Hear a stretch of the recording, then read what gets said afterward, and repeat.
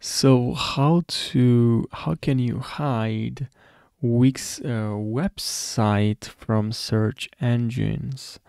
So what you're gonna have to do is select your website, and then here we're gonna have to click on settings. Then we're gonna have to go to SEO settings. Then here we have this option, let search engines index your site.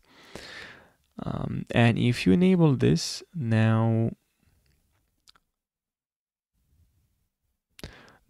this means that our website will be indexed and it will get displayed in the search results. If I now show, but now if I turn this off, it's gonna show me, it won't appear in search engines if you have this turned on. If you have this turned off, it means that you hide your site.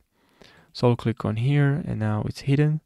So that's actually where you need to go. And if you found this short Wix tutorial helpful, make sure you subscribe and like this video. So thanks for watching.